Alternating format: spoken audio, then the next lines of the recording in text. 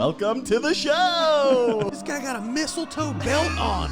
Gosh, that is bad. The whole plane smells like weed. Those were the days. It's a joke, you idiot. Looked in the mirror, I'm like, Good old innocent fun. Welcome back, everybody, to Troublemakers, the podcast where each week we bring on a guest and they tell crazy stories about their lives. I'm your host, Dylan Krasinski, coming to you from a beautiful night in Astoria, Queens. Evening. With me, as always, is my number two, the man with the plan, my co-host with the most, Mr. Ray Zawodni. Thank you so much, Dylan. And more importantly than thanking you, I want to thank everybody who's been checking out the podcast, whether you're watching our full video episodes on YouTube, just looking at the shorts out there, or going on Instagram and seeing all the reels that we post. Thank you so much. If you're one of our audio listeners, we do ask for a huge favor, and that is really help us out by leaving us a rating and review. And if you're going to leave us a rating, we're going to need it to be 5 stars. Nothing less than 5 stars. If I go out there and I see a review that is less than 5 stars, so fucking help me God, I am going to come on the podcast the next week and complain about it and probably not do anything. In typical fashion. Anywho, we have a very special guest on the podcast today, the hilarious Derek Humphrey, everyone. What up, fellas? Yeah.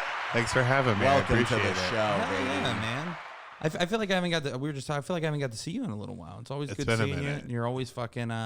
When I first moved to New York, you were one of like the first like guys I saw that I was like, that guy's fucking funny, and he's like, I would say more like me than like as far as like. Not full of shit. Not full of shit, and you have you don't have the New York style, which I think is a good thing. You have a very unique style on stage. Oh, thank you. I appreciate that. You're a Pittsburgh fella. Yeah. So we're from that same kind of like, I'm from Ohio. Yeah. That same, it looks much like it does outside right now, gray. But in the overcast. summer, like Yeah, at I all know. times. Yeah. My brother lives in Seattle. I have a brother who lives in Seattle. We were talking the other day about how it's nicer in Seattle than it is in Ohio or like Pittsburgh at certain points. Like, Yeah. weather-wise. There was this dude that used to always like that really got on my nerves when I worked at the airport in Pittsburgh, and he would always he was like a factoid guy, and every day he'd be like, it's crazy, it actually rains more in Pittsburgh than it does in Seattle. I'm like, dude, I don't care. Yeah, I don't care.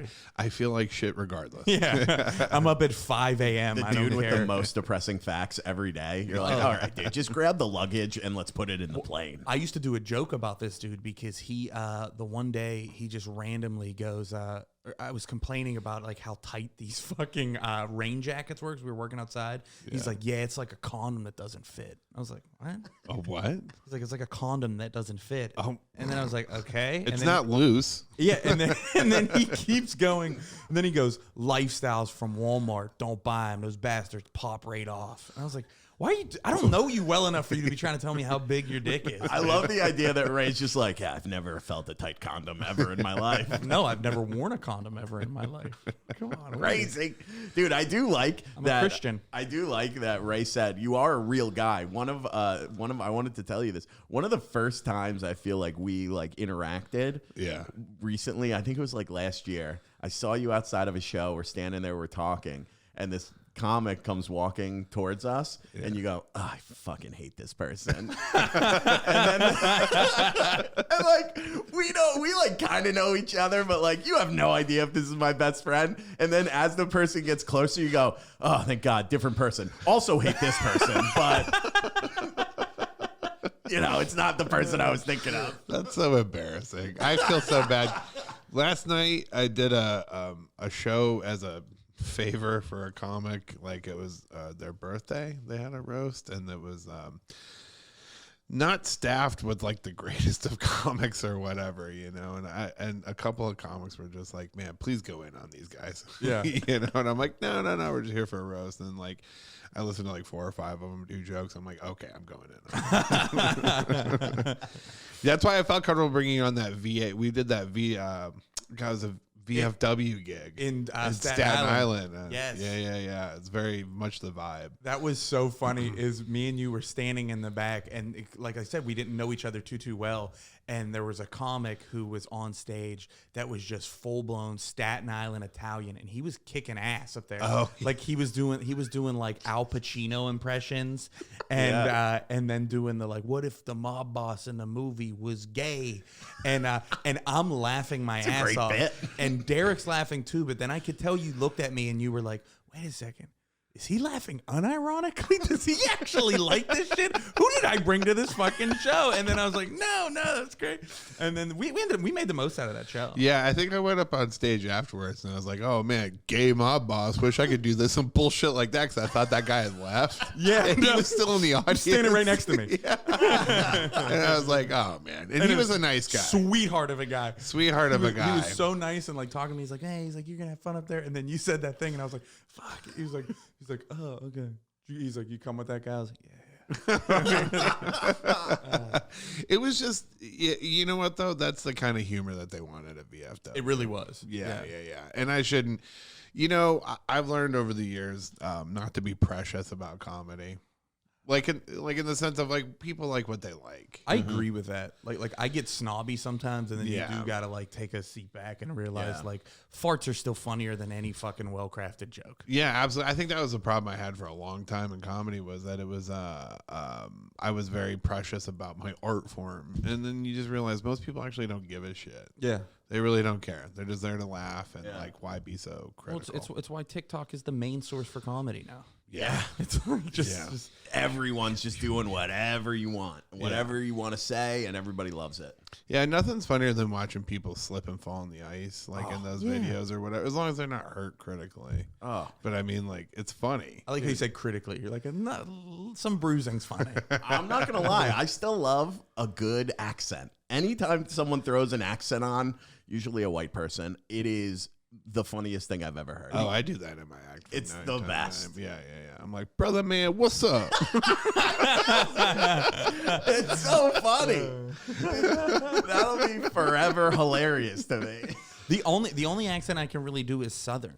That's like the only one like I'm sort of good at. Ray, I've heard you do other Yeah, accents. I do them, but they're offensive and not good. You know what I mean? That's the only one you can really kind of get away. I do a Southern accent, and like I made that Jelly Roll video, which was a real hit in Middle Tennessee. Yeah.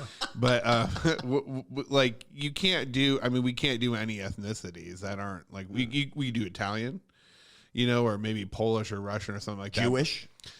Kind of. I don't know. Not right now. And then if you get up there and you go, oh, miso, like you're fucked. Yeah. Like you I can't know. do that at all.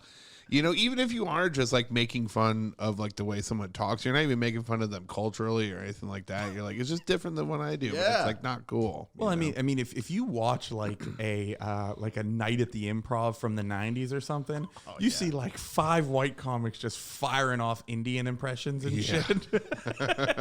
It's just crazy, man. I was at New York. I was at a comedy club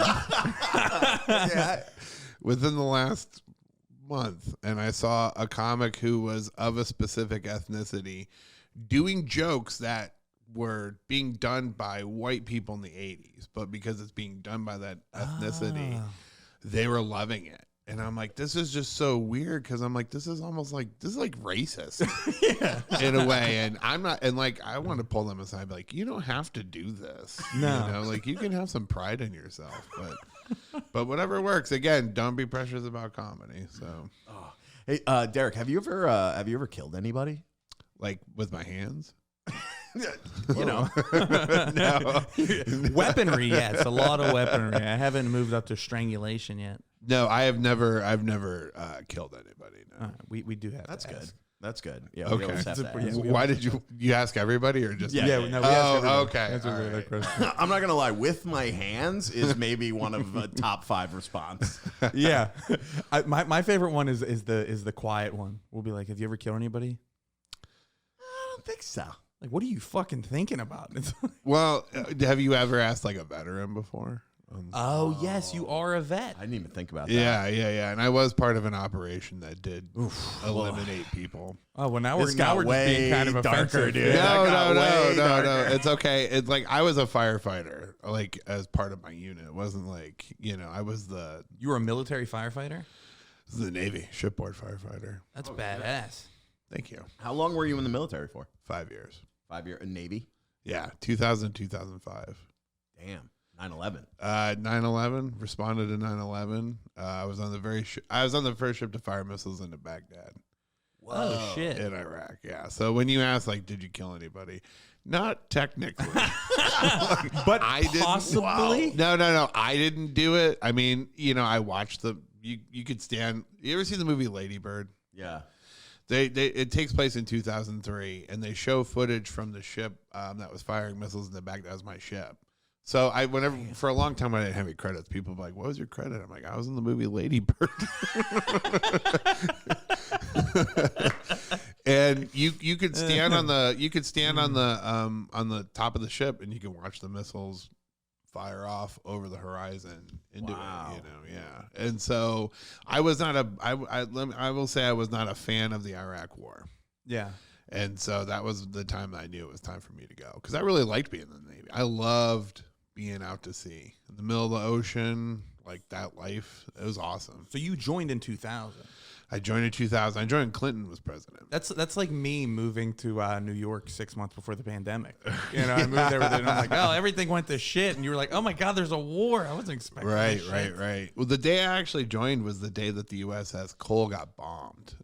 Which wow. We didn't have the computers in our pockets like we do now, news alerts or anything like that. So when I was signing up for the Navy, like, there's a ship being bombed, And so I get home and I have a voicemail answering machine from my mom being like, hey, if you don't want to go through with this, we won't hold it against you. I'm like, it's kind of part of the job, what I mean, to get you shot at or whatever. So, I'll take the risk and keep going with it. And the ship that saved them, that saved the USS Cole and brought it back over to America, was the USS Donald Cook. And that was the ship I ended up being stationed on.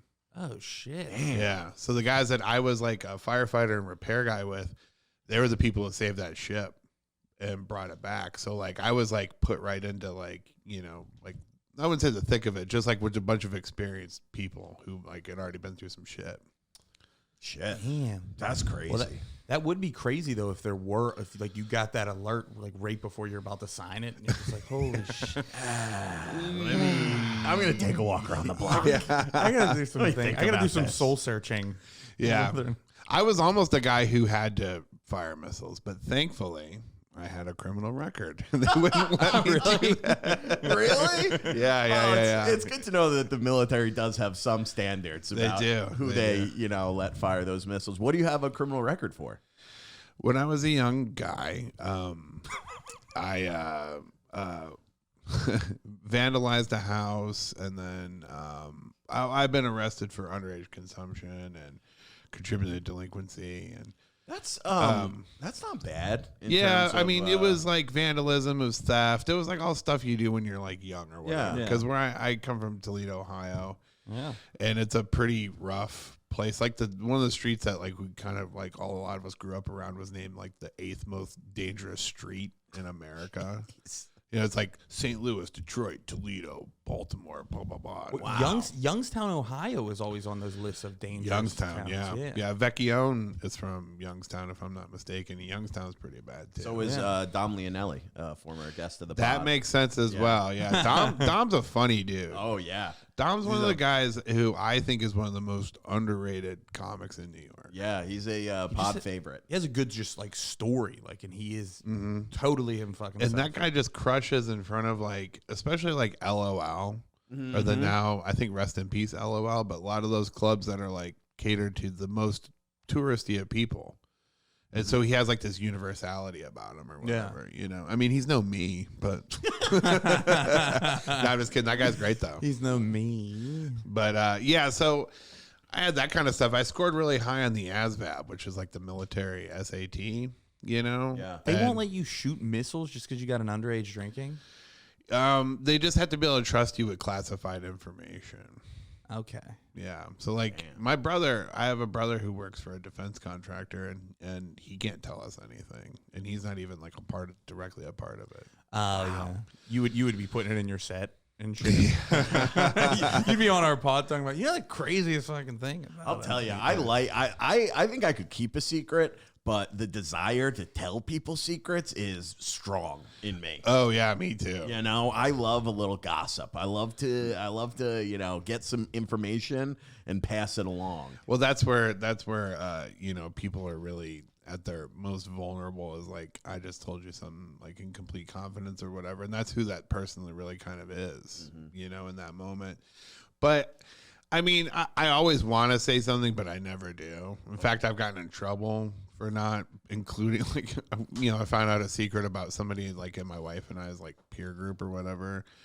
And she'd be like, you didn't tell me that they did this, that, or the other. Well, they told me not to tell you. Like, it was in confidence. She's like, we're married. You have to tell me. Like, that's tough. God. I think that's a classical marriage trap. It is. Oh, secrets. For sure. There's something. That's why you got to do the, I forgot. I was going to tell you that. I totally forgot about it. It wasn't even that important to me. See, well, here's why I don't spill secrets, is because I'm not super good at lying. And it's easy to tell when I'm lying. And so if I would have been like, oh, I forgot, she'd have been like, no, you didn't, you dumbass. She's like, you're stupid. I know better. How long have you been married? 7 years. Oh, wow. Hell yeah. Yeah. Congrats. Seven long years. No. My wife's great. She's the best. 7 years. I didn't think I would ever get married, but she's cool. So she puts up with this bullshit, That's nice, dude. What a treat. Yeah. I hope one day I could find someone who would put up with my bullshit, dude. You got a nice place. I'm surprised you don't have more ladies over here. Just can't find Yeah, one. you do. You have ladies over sometimes. Yeah, every now and then. We can. I don't know which one of the girls that he's talking to listens to the podcast. Oh, A couple of gotcha. them. One of them listens to the pod. All right, Okay. gotcha. Yeah. The only one. Okay. We're gonna edit that out. Oh God, 16 minutes in. Well, I have a serious girlfriend that I live with who I love very much. And anytime like somebody's like, yeah, we were at a strip club, Dylan's like, Ray loves strip clubs, huh? You're a big strip club guy, huh? Well, I bet you'd like a good lap dance right now. And I'm like, what the fuck are you trying to do to me? You're trying to get me in trouble, bro. Yeah, but there's nothing wrong with that, Ray. You just got to be who you are. You got to be your true self. And your lady will accept you for it. I've learned that if you just reframe it as, I'm supporting sex workers, I'm a feminist, that should be your get out of jail free card. Yeah, I think that's fine. I think it's very fair. I don't think she's buying it. I didn't know you had a live-in. Yeah, we just moved in beginning of January. Oh my God. I didn't adopt a refugee. You got a rescue. Yeah. I didn't know you brought that little Mexican boy that you were mentoring in to live with you. For the price of a cup of coffee a day. Yo, live in. this is fucked up. Do you remember those commercials? Obviously, you brought up the 10 cents a day. I was the youngest in my family, and I used to think that the kid came to actually live with you. Oh. And I wanted my mom to adopt one of these kids so bad so I'd have a younger sibling, not because I just wanted a younger brother, but because after my brother would kick my ass, I wanted somebody whose ass I could kick. God. So you're like, hey, let me get a little Somali kid in here and see if I can't fuck his ass up. So fucked up. I dude. know, and they would have been such an easy victory. Those commercials are so depressing, and Ray's like, I need one of those in my house for violence. I know.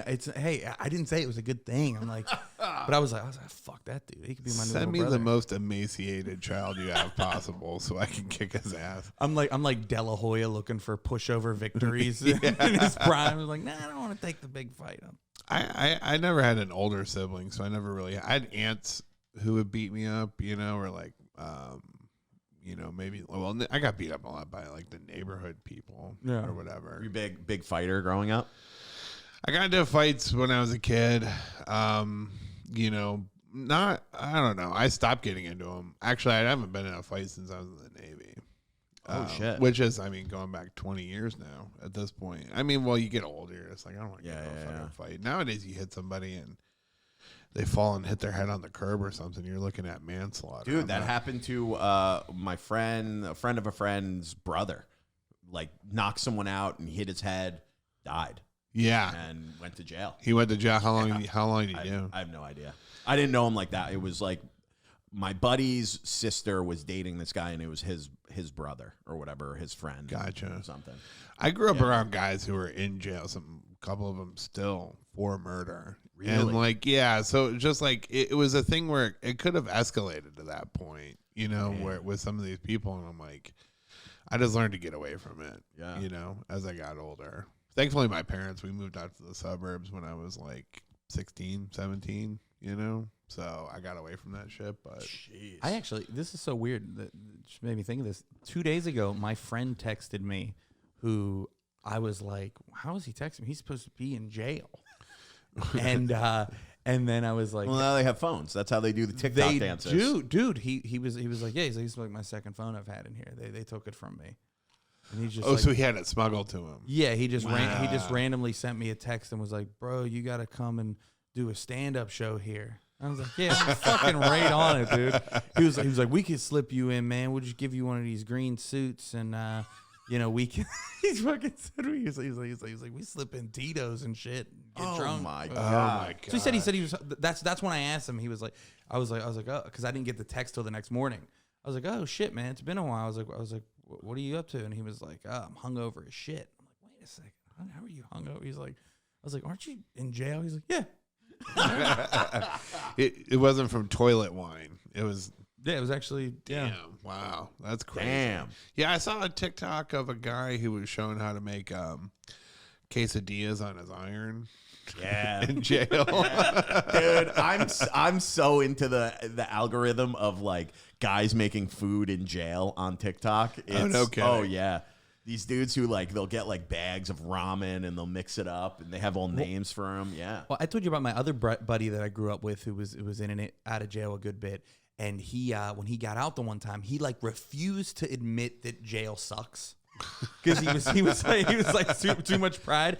And we kept hitting him with things. We were like, yeah, but like you can't go outside. And he's like, no, we get a lot of yard time. And I'm like, all right, well, you know, the food had to be terrible. He's like, nope.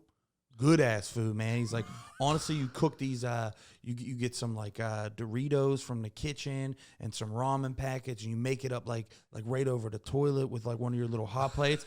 And I was like, yeah. He's like, yeah, some of the smartest people in the world in there cooking. Like, all right, dude. Okay. Nothing like toilet Doritos. Yeah, dude, he was describing this food. Every one of us was like, yeah, that sounds fucking disgusting. He was like, no, it's really good. So I had a bunch of like little things when I was a kid, like just random stuff, and that'll keep you from being able to be high up in the. Well, you can be in the military for a while once you've proven. Like I had a great track record and then the military. That was like, you know, with maybe like one exception. There was like, for the most part, I kept my nose clean because that was like I fucked up in school, you know, and I dropped out of college. Like I need to get one good thing under my belt. So you dropped out of college before you went to the military? Oh yeah. Okay. Yeah. I dropped out of college and then I went back to college on my own and paid for like night school on my own and was doing well. But then I was like, you know what? If I graduate, I still will be living here in Ohio. And like, I just wanted to get out. Yeah. You know, and you just don't have a lot of options if you're from a poor part of the country. You know, other than like the military or something like that. So I'm fucking hightailed it out of there. Were you, when you were in the military, in the Navy, did you ever, this is a dumb question, but do you ever go on land or are you on the boat like the whole time? Yeah. You go on land all the time. That's one of the reasons I was happy with the job that I got because you could do it on a small ship. And a small ship has to, you know, fill up more, get supplies more and stuff like that. Yeah. You know, if you're on an aircraft carrier, some certain aircraft carriers or submarines, because they're nuclear, they won't let them into the port at all. Oh, fuck. Yeah. Or if you have like nuclear weapons and stuff like that, they won't let you anywhere near the port. We didn't have any of that, so they would let us into the port. I got to see a lot we places. It stopped happening so much after Iraq. Yeah. That was part of it too, was like we just weren't welcome anywhere in places, and we were in Germany, people were trying to bomb our ship. Really? But it was like Greenpeace. Greenpeace was trying to which is also like kind of contradictory. It's like, you know, if you blow us up, we're gonna leak all this oil and shit all over your port. So like, why would you want to bomb us? And peace is in the name. Like, settle down. Yeah. That's wild. Right. Also, if you bomb our ship, there's a chance that, some fish might die. Yeah. like That's what they care about. there's a lot of ancillary downside to you guys doing this. Damn. So. What's like the coolest place that you had gotten to visit? I would say I really enjoy being in Norway. Oh yeah. Yeah, we pulled into Oslo, Norway, which is its own beautiful city. It's maybe like, it's not a huge city. I mean, it's huge for like Norwegian or European standards, but it's probably the size of like, I don't know, Long Island City or something like that. Okay, yeah. And but then we took a bus one for a couple of days to Lillehammer, Norway, which is where they had the 97 Winter Olympics, something like that. Shit. 95 or some shit like that. One of the Olympics they had there. And that was cool, man. It's just like seeing like these huge mountains, snow-capped mountains and everything like that when skiing where they had the Olympics. And You have time to like party in these places too, and like Oh, have yeah. some fun and shit. Oh god, too much fun. Yeah. Really, if anything. Yeah. I mean, again, this was a time where I was trying to keep my nose clean, so we would get drunk. We actually got drunk. We were in France for like 10 days. We got stranded in France, which ended up being good because me and my buddy shacked up with these chicks. Yeah. And and we would just like, I mean, because at a certain point you're in a small French town. It's called Brest, France. It's Brest. Nice, dude. And there's only so much sightseeing you can do in a small port town. Yeah. So by the fourth day at like noon, everybody's just going to the bar. Yeah. So good. And there was usually like one bar where we would all meet up and we're just drunk the whole time, and fighting with other ships and stuff like that, and throwing down beers or whatever, and just like making out with girls at the bar and all that sort of stuff. And then it got to the point where these girls didn't want us to go. And they're like, "Oh, stay here, and we'll take care of you, and you go to school or whatever." Oh shit. So I filled out. So in the military, there's this thing. It's a general request form, and there's like a form to fill out for anything. If you want to go to the fucking bathroom or whatever, you fill out a form and whatever. And there's one. It's just like this, name, rank, whatever, in the big blank space, and you can write something specific. And if it doesn't fall under something that they've already got like a rule for or whatever, you can like request something. So me and my buddy went to go talk to these guys from the French Foreign Legion. And we were like, man, what if we like just, I don't know, gave up our citizenship and just hung out with these girls or whatever. So as a joke,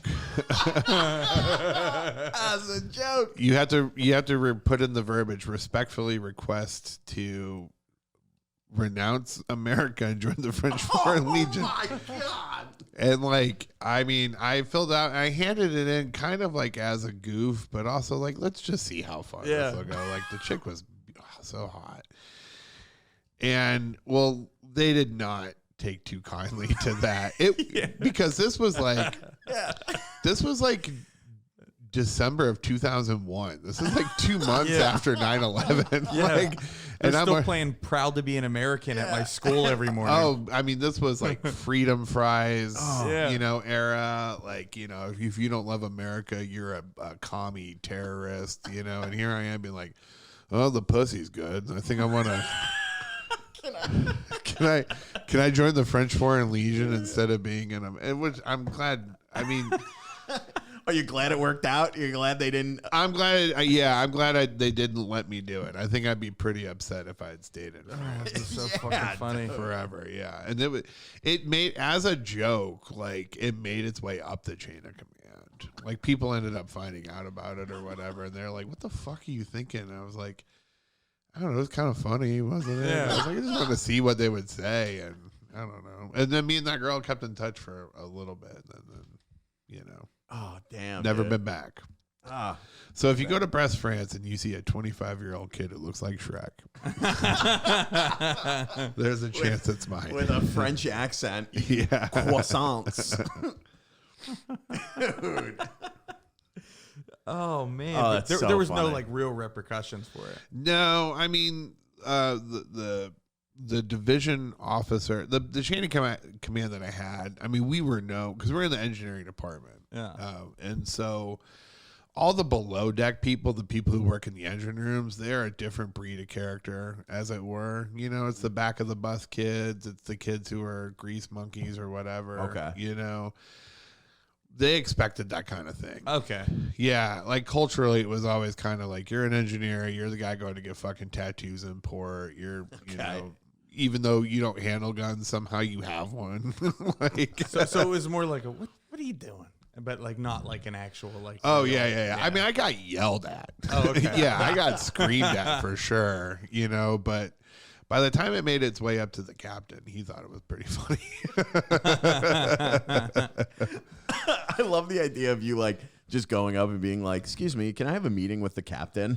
Oh no, it was no. He saw me and he like.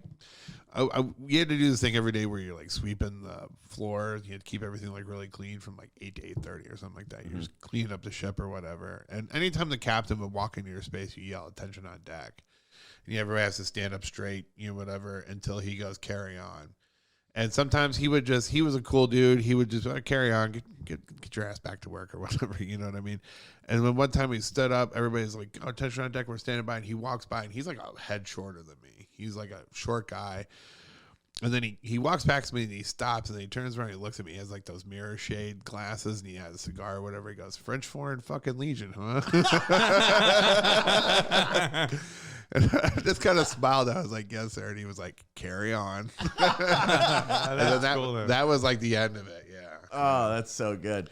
You said you mostly kept your nose clean. Did you ever get in trouble when you were in the?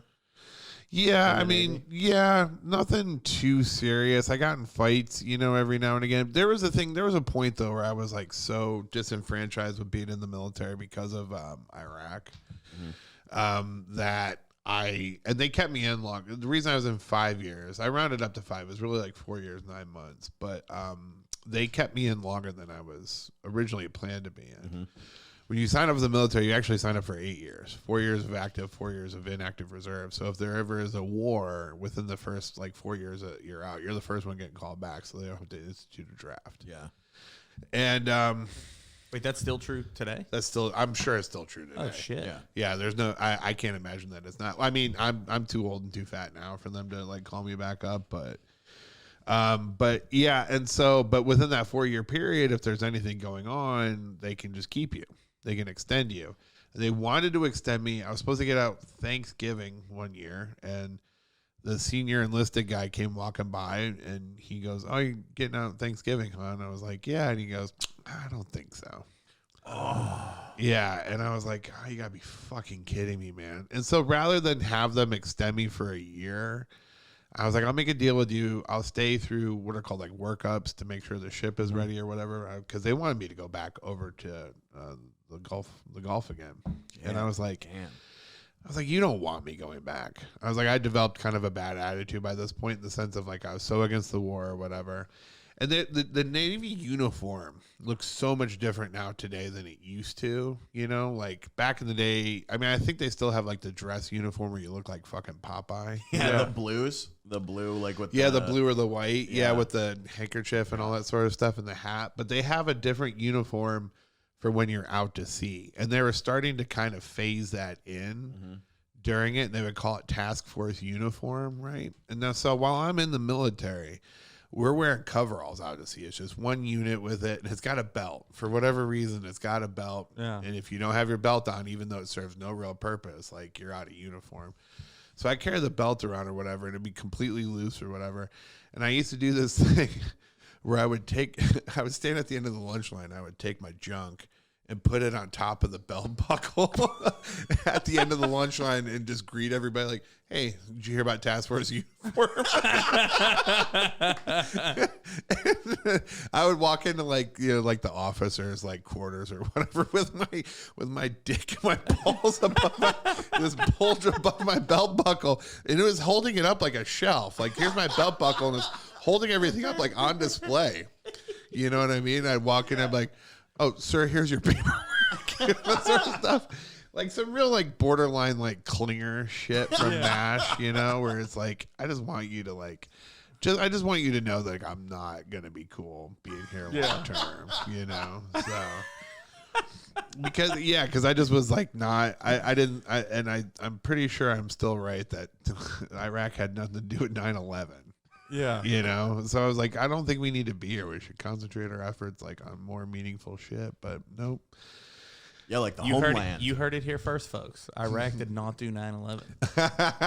You didn't even hear her first. If you're hearing her first, you're a fucking idiot. Our listeners, yeah, they've heard it first.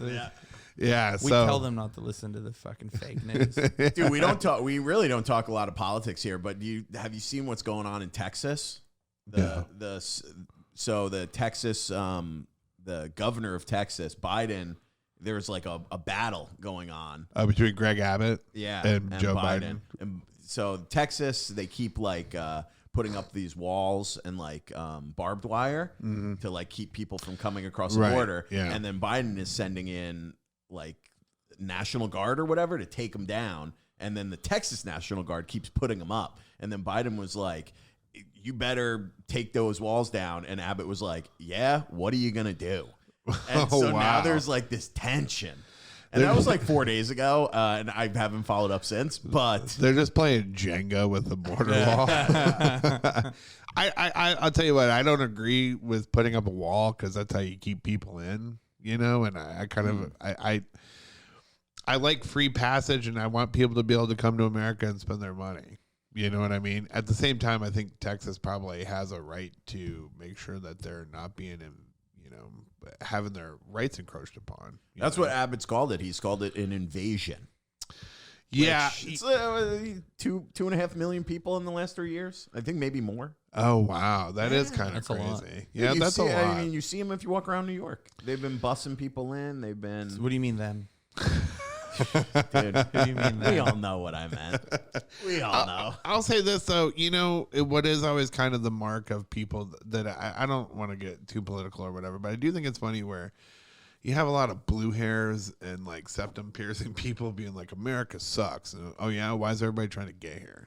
Yeah. Oh, You know? I mean, like, shut up. Yeah. You know what I mean? Like, these two things can't be true. These are mutually, like kind of compatible events. Like America rocks. That's why everybody wants to come here. Yeah. And like, don't be like, But sometimes it rocks a little too hard. Sometimes I rocks a little too hard. He is a sick puppy. It's our boy. I don't want Trump to come back. Dude, I mean, it would be hilarious, but It's bad really, for that's it. It's bad for comedy, in my It's opinion. really bad for comedy. Because like he's so much funnier than like so many of the people who hate him. Mm-hmm. Yeah, there's no like There's no satire. with him, Yeah. 'cause he's- During that run of Trump in office, it's almost like comedy if for a section of people just died, and it was like lectures on stage. Yeah. Oh, yeah. Absolutely. It's too much. Well, the whole thing of like all that shit he said about Rosie O'Donnell, or whatever, and like Some of the funniest stuff anybody's anybody's ever said into a microphone. for sure, absolutely, and the way he put a shellacking on Hillary Clinton. And I guess this will be the only political thing I'll say. All the turmoil that we're experiencing in America over the last almost decade now is directly and 100% the fault of Hillary Clinton specifically. Because I and a lot of people who are in my demographic of, at this point, middle-aged white dudes, were all ready to go like vote Bernie. I voted for him twice. Yeah. Right. A lot of people were ready to go vote Bernie. A lot of my friends were like, I'm going to go to the polls and vote Bernie. I've never voted for a major party candidate in my life. I don't agree with everything he has to say, but I was just so ready for a change. Mm-hmm. Yeah. It was a change year, and old I Know Better came along and kneecapped the dude. And I was like, well, I'm not going to go into Manhattan and go vote for a person who's going to win Manhattan, who I don't like, who sent me to a war I didn't agree with, right? Yeah. And so all the people who hated her so much went to the polls and voted for the other guy. And then now it's just been nothing but fighting ever since. Yeah. It's fighting and misinformation, and I am like, and I don't know shit. Do you know what I mean? Like I don't know what to believe. You don't about know anything. where the real truth is with some stuff. And the funniest shit is that like, and it's how I've been all my life, but now it's like politics is like now social, right? You know, because it's all people talk about. It's their identity. So like I will hear things that like, because people just spout off at the mouth and will say like a fact that they heard once fucking 4 years ago, and it's just like, if you like it, you're like, yeah, that's true.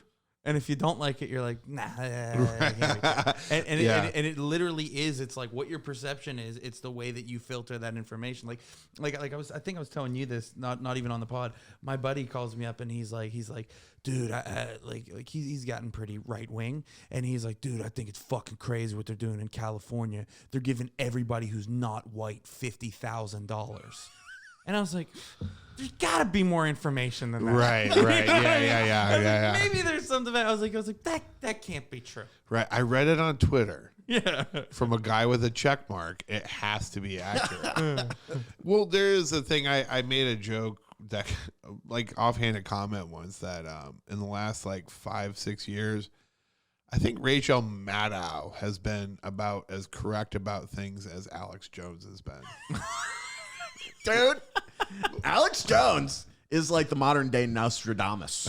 A lot of his stuff is coming true. And that he's on opium. He's insane. He's the first guy that I can really kind of recall who was like, yeah, there's a plane that's taking all these famous people to a private island to molest kids. Yeah. Everybody's like, no, okay, whatever, Alex Jones. Yeah. And I'm pretty sure he was like the first person to talk about the deep state and being like, it doesn't matter who's president. It's all these people. They're all out to get you. I mean, let's not get it. We're not going to say Alex Jones.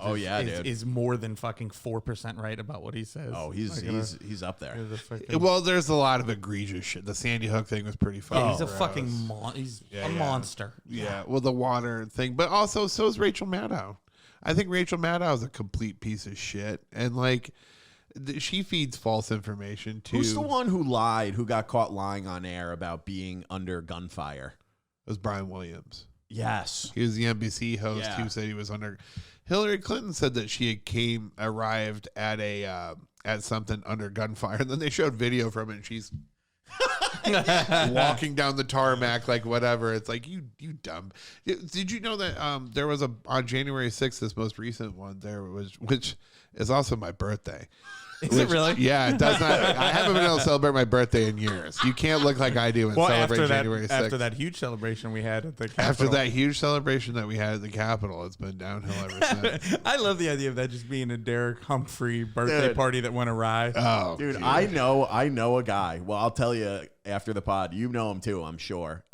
Specifically told to me he was going down to DC for the protests on January 6th and then didn't go because his ride bailed at the last minute, but he was on his way. Do you know who it is? I feel like I know who it is, and I won't say who it is on the pod. I'll tell you. Do I after. know this person? Yes, dude. Yeah. Funny comic. Oh yeah, dude. He was literally like talking to me about it for like a week or two. He's like, yeah, it's going to be a big protest. I'm getting a ride down. I'll be there. Yeah. And then his ride bailed. And I was like, dude, thank God you were not there. One of the guys, I think, from like Mr. Show was he got arrested. Really? Like one of the, not Paul F. Tompkins and not Bob Odenkirk or Dave Cross, but there was like another guy.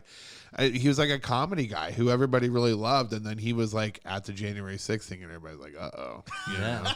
There's a comic in New York who went, I don't want to talk shit about them, but I mean, I don't ever see them, but they went to, report on it or whatever. Sure.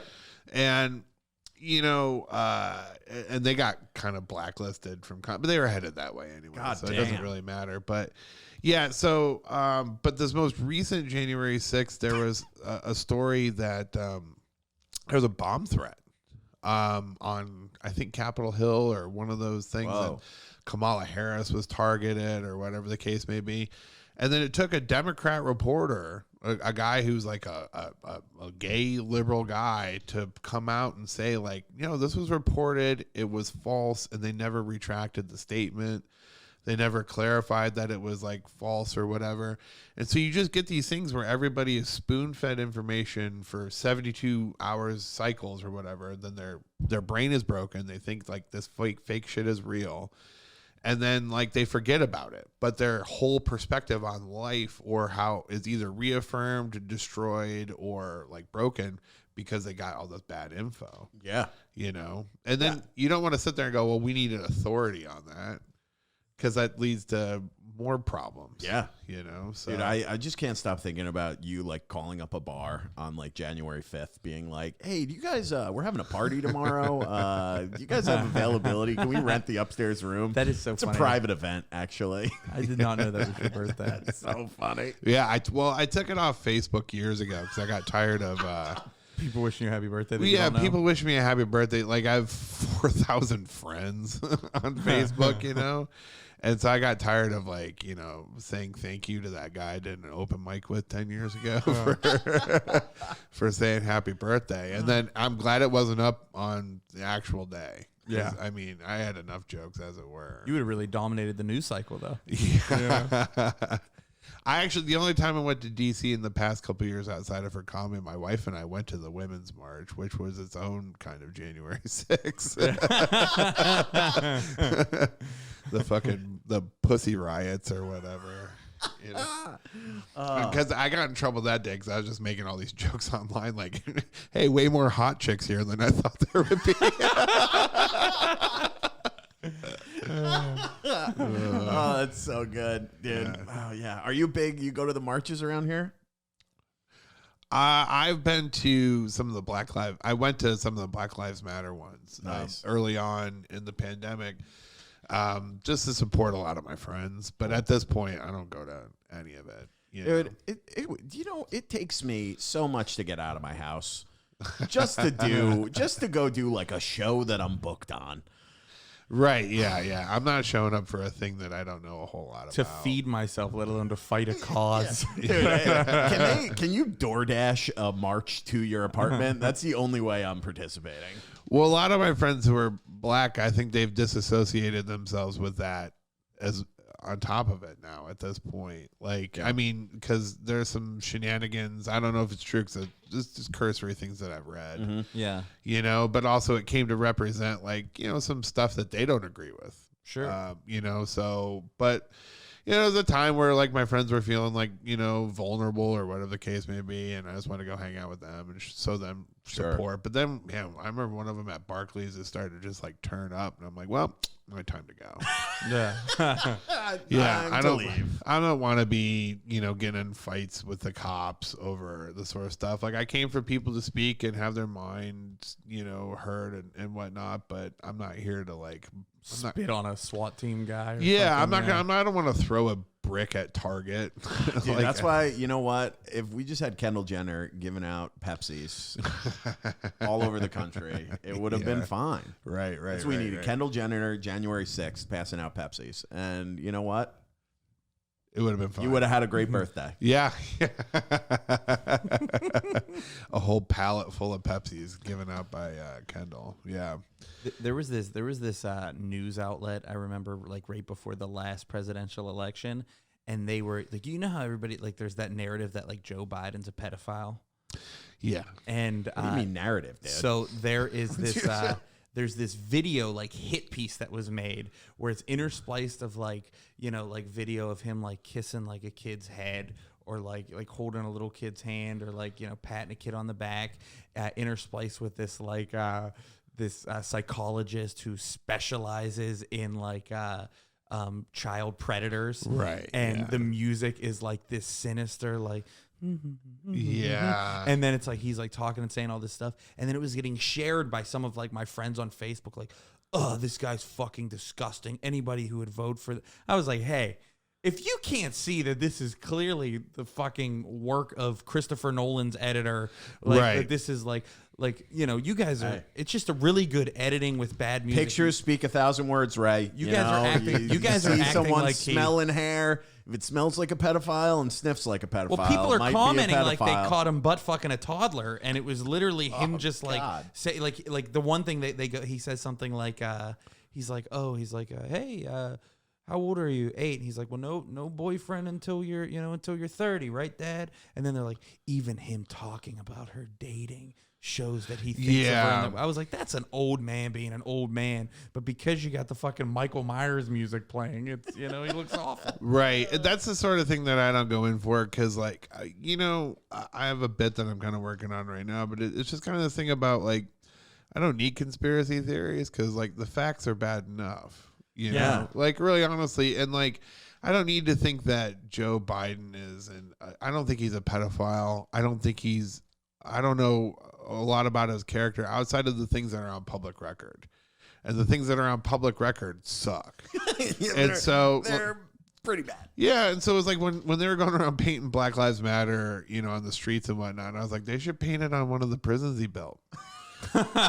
Because you can see him on TV, standing up in front of Congress talking, about gay people should never get married. Black people belong in jail. If you smoke crack, you go to jail. All the things that like his kid does now in the open.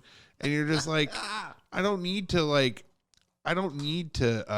think that he's a pedophile to think that he's not a good dude. Yeah. There's enough like other bad shit. One of the best things about the Biden presidency that I really enjoy is when they found crack in the White House and they were like, who could it be? Right. They're, The they're like coke. testing the bag for fingerprints. And I'm like, come on, dude. Yeah. We know. Yeah, we all know who it is. There's Yeah. videos of Hunter like, like on the balcony. And you're like, all right, we know who it is. I hate both of them to this extent. I wish we could like dig up the ghost of Ross Perot to run for president. Honestly, like I'm just so tired of. I think a lot of Americans are. I think. Yeah. And I think the only people who are going to go vote are people who are super scared that the other guy's going to win. Yeah, that makes sense. Yeah, instead of it being like I really believe this person's going to be a good leader. Or this person's going to do better. It's. I just don't want the other side to win. Yeah, and that's just like a shitty place to be in as a culture, as a country. I agree. They're just so old. Yeah, that's the thing. Well, We young never people talk. doing that too. Yeah. We never talk politics on this pod. Sorry. No, we just No, don't. no, But sometimes Yeah, I don't like to talk about it, honestly. Whatever happens. But we were flowing though. We know? were. I was Yeah. just gonna say. I think people are so tired of the establishment. Like all these presidents who are nominees and stuff. They come in, and I think Trump was like really one of the first people to call them out. Like when he called out Hillary for being like, you've been in politics for 40 years. What are you talking about? All the change Right, that you're going to do. You've had the opportunity. Right. Biden, the same thing. He's been in politics for 40. Mitch McConnell, all these people who've just been there. You need. That's why I think But Donald people Trump. like. But Donald Trump also has a history and a track record of doing things terrible outside of politics. Sure, yeah. We don't have to talk about those. Well, no, I just don't want this podcast to be painting Trump as this fucking white knight. No, I agree with you. I'm Rude. I'm sure you probably don't want it to come across as that either. I think that it's we are not saddled with good choices. No. Yeah. That's what we need. Before his whole disaster with the Hawaii begging for donations, The Rock could have been a great candidate. You need a total outsider, maybe like a David Goggins or a Jocko Willink. What did he do? The Rock? Oh, he went on TV with the Hawaii With Oprah. fires. He went on TV. Oh, And they yes. were like, please send us money, like $10, $100. And everyone was like, dude, you're worth $1 billion. Yeah, and when they did a breakdown of how that company worked, there's so much little money that was actually getting matriculated down to the people there. And this is another thing where, that story in and of itself, like the conspiracy theory aspect of it, I read one where they're like, it was a space laser, right? That, The blue roofs. it was the blue roofs. Blue roofs, the space laser I know. was shooting beams down to blow up Hawaii so that they could develop it. It's like, well, there probably really was a fire. Who knows if there was arson involved? You know, there's definitely a fire. Who knows what the cause was conclusively or whatever? But also, like, these people are getting forced out of their homes. Let's focus on the bad enough shit that's really happening. Yeah. Because when you start to be like, there's space lasers, you get your argument disregarded. True. Yeah. Space lasers sounds cool. Dude, it does sound cool. There's very Dr. Evil. There's a comic who does this bit. And I don't know who it is. I don't remember.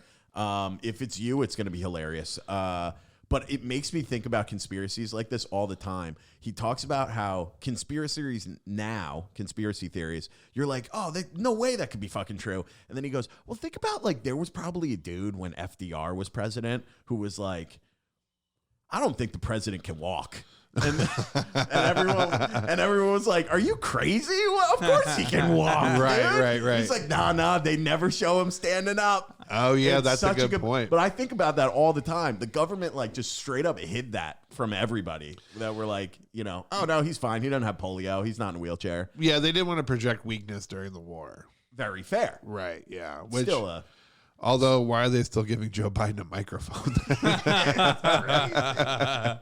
Or Kamala Harris. She's like half his age, and she's still just not making any sense. She's got that, like, it's almost like a nervous thing, I think. When you start talking, the Michael Scott, The Office, where he's like, sometimes I start a sentence, and eventually, you know, I try to figure out where I find myself. Yeah, she sounds like me interviewing for a job that I'm not qualified for. You know, like, well, what I did there was I accomplished the thing I set out to accomplish. You're like, what? What did you really?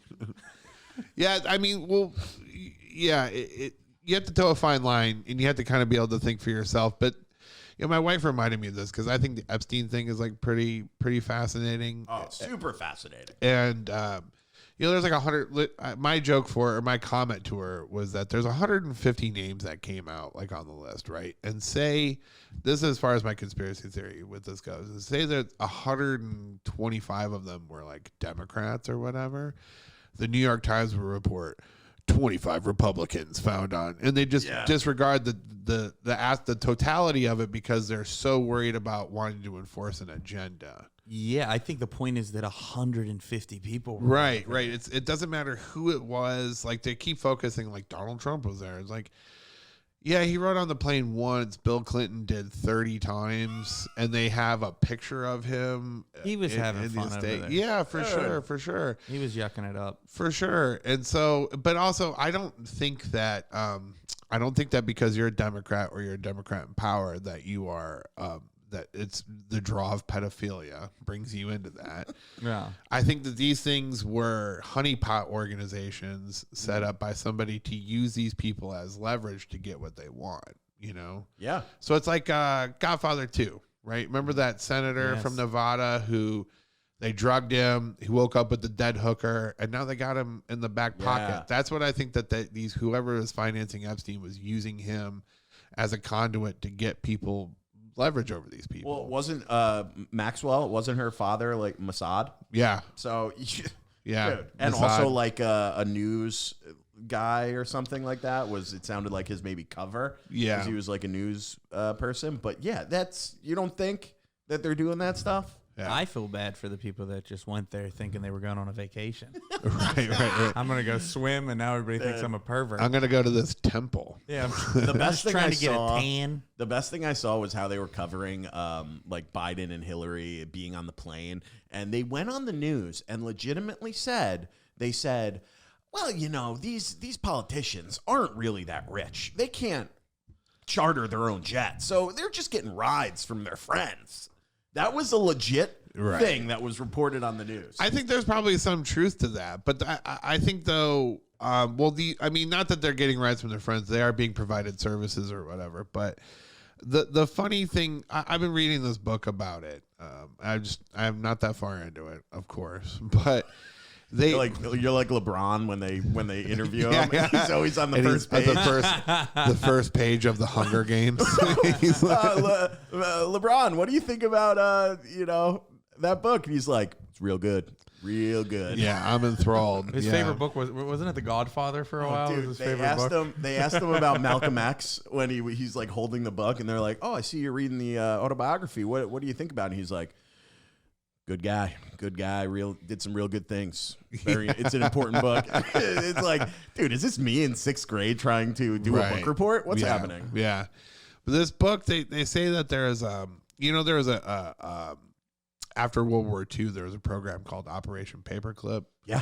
Right, where they took all the German scientists. That's how we got America's NASA program. It was actually the result of like German scientists who were brought over, and we adopted their technology or whatever. So whenever they bring these people into the fold, there was a operation called Operation Mafia or whatever. They bring like people who were in the mafia into the CIA to teach them about techniques and how to do things underworld related in order to use them as leverage over people or whatever.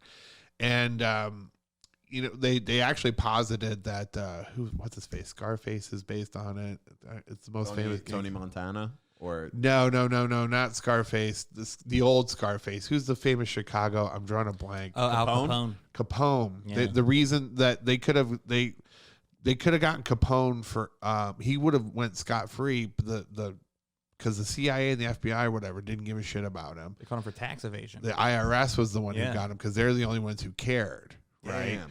Yeah, because apparently the theory is that he was helping them to learn these techniques of like what to do with people, how to leverage people and stuff like that. So they're like kind of an exchange thing for that. And so there's like this, Whitey Bulger. Al Capone, a Hall of Fame troublemaker. Ooh, Hall of Fame troublemaker. Yeah.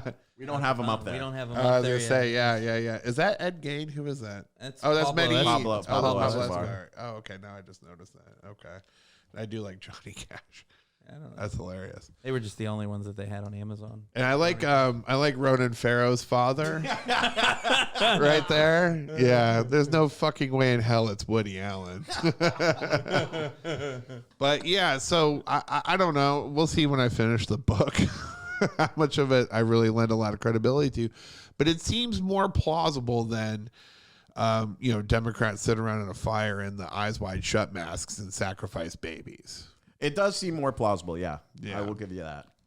It It seems more plausible, but Dylan doesn't believe it. Dude, I can talk conspiracy theories. I love talking conspiracy theories. Do I necessarily believe them?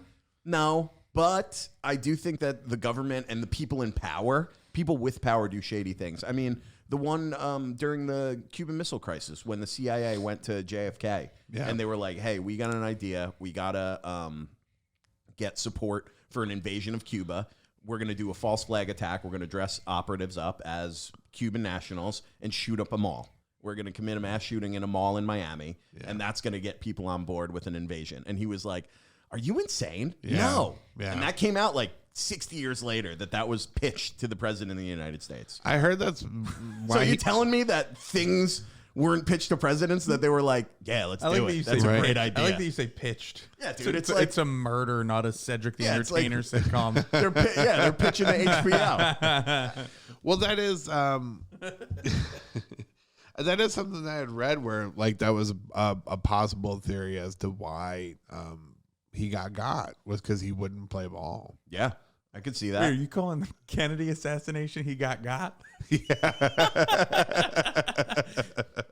Hey, you drive around out in the open, you're going to get got. That's what happens. That's what happened to JFK. You got got. The last great president. I met Bill Clinton once. I thought you were going to say you met JFK. I was gonna be like, Only in my dreams. I met Bill Clinton once, and like I'd never voted for the guy. I didn't really like him, and then I met him, and I was like, I get it.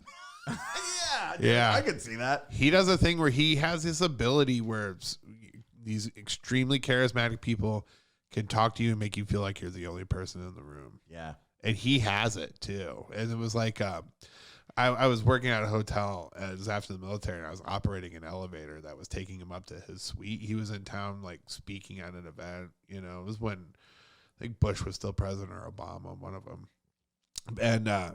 And so the Secret Service was like, just keep your eyes forward on the elevator, press the 3rd floor button, don't make any eye contact, don't look at him or whatever. And they brought him onto the elevator.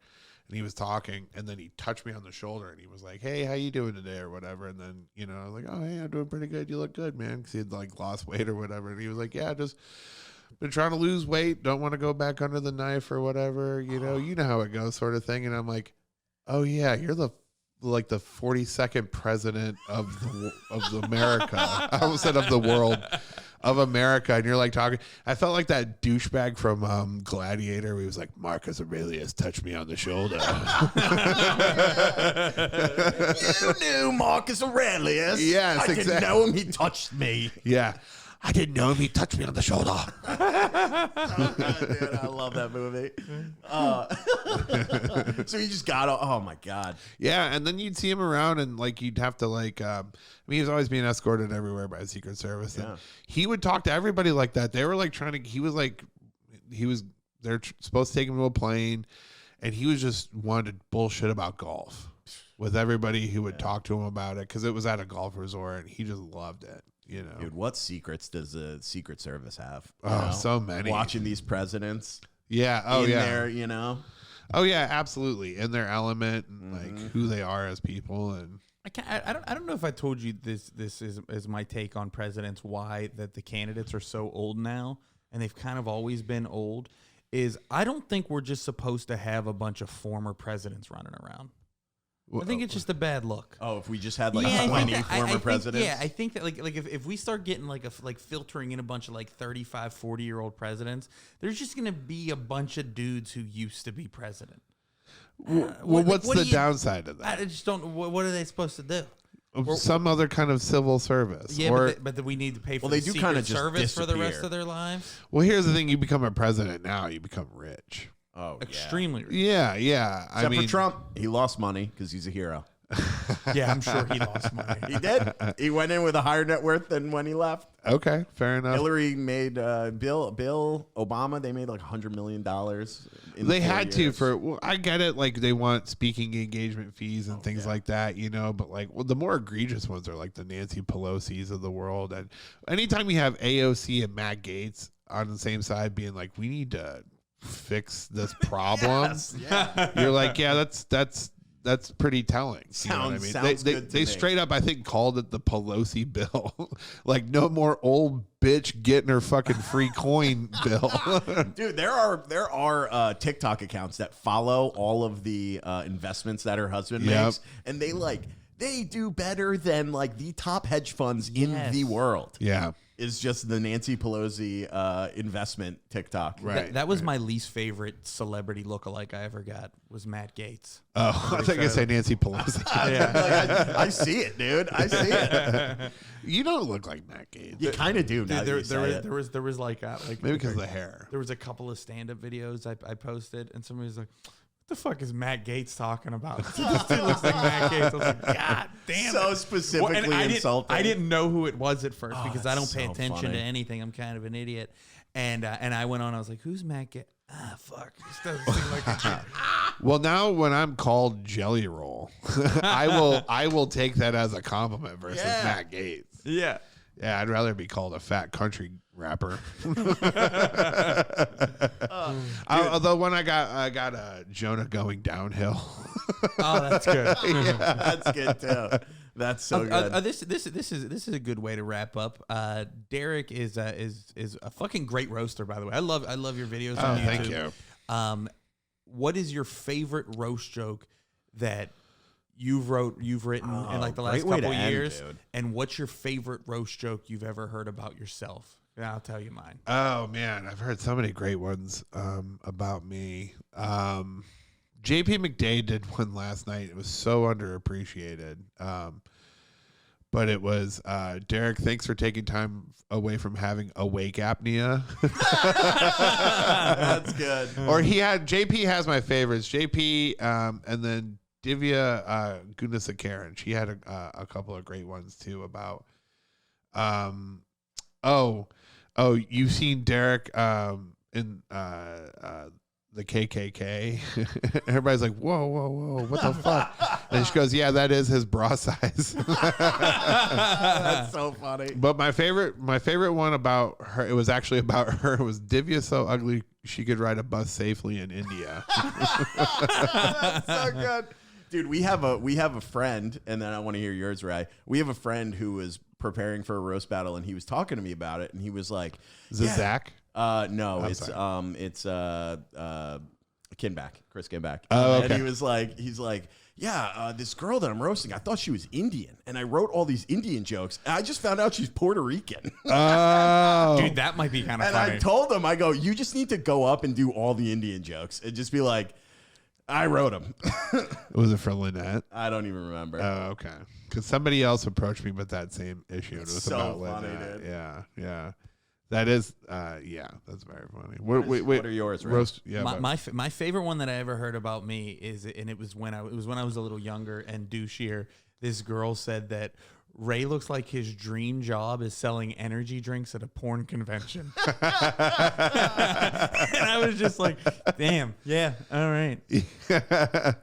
There was a joke that you told. There was a guy who was talking during that VFW gig, and you said something that was like off the cuff. It was like, I can hear you whisper next to a plane engine, because he was like talking. What was that line? Oh, I said, why are you talking like you're next to a jet engine? Yeah, Like, where did you learn God. how to fucking whisper? Yeah, that was. So Oh no, that's what I fucking said. funny. Where'd you learn how to whisper next to a jet engine? Yeah. So good, dude. The best. There was this kid, really actually a funny kid back in Pittsburgh. I thought he was like a nerdy looking kid, but he had like ginger and freckles, and I said he looked like a pumpkin carving of Bill Gates. That's good. Also on the list. Yes. Also on the list, dude, with Stephen Hawking. Yeah. Dude, we're over an hour, so let's wrap up, dude. Thank you for coming. Yeah, Thanks man. for having Tell me, the man. people And, where they can Tell them where they can find you and you. plug the fucking special, man. Yeah. Recording a special February 4th. That's this Sunday. I don't know when this comes out, but It'll be out tomorrow. Okay, yeah, Sunday, February 4th. It's the only Sunday without football. You can still see a guy with CTE. 5 and 7 p.m. At New York Comedy Club. 2 shows. Please come out and see it. I'd appreciate it. Follow me at Hump Derek. And I love all comedians. We were kidding at the top. Even if you do a what if Tony Soprano was gay bit, I still like it. I love all of you. Definitely give Derek a follow. And if you are in New York City, it's New York Comedy Club. New York Comedy Club, Gramercy. New York Comedy Club, Gramercy. Go to that fucking show. Support. He's fucking hilarious. And you could find me on all social media at Ray Zawodni. This weekend, I will be in Columbus, Ohio, doing some of the Don't Tell shows there. I don't know if I'm supposed to promote those. Don't tell. And then this Sunday, I will be at the Stress Factory in Connecticut. Ooh, look at you, Raymond. And you can follow me at Dylan Krasinski on Instagram, YouTube, TikTok, and at Troublemakers on all those sites. We post clips 3, 4, 5, sometimes 6 times a week. We'll see you next week, baby. Go follow Derek. Check out his live taping this Sunday. Good night.